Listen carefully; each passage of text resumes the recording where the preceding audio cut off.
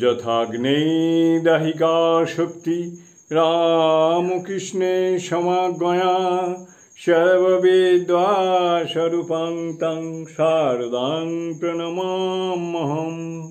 শতরূপে সারদা বই থেকে পাঠ। বিষয় শিশিমা ও সাধিকা চতুষ্টয়। চতুর্থ সাধিকা গোপালের মা।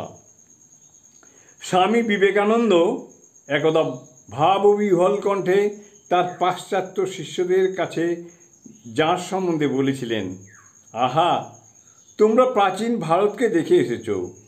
উপাসনা, অশ্রুবর্ষণ, উপবাস ও রাত্রি জাগরণ, সে ভারত বিদায় নিচ্ছে, আর সে ফিরবে না।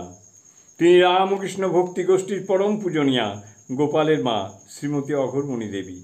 গোপালের মা উচ্চ আধ্যাত্মিক ক্ষমতা সহায়ে উপলব্ধি করেছিলেন যে শ্রীসীমা সাধারণ নারী নন, তিনি গোপাল রূপী শ্রীরামকৃষ্ণের লীলা সঙ্গিনী আদ্যাশক্তি মহামায়া।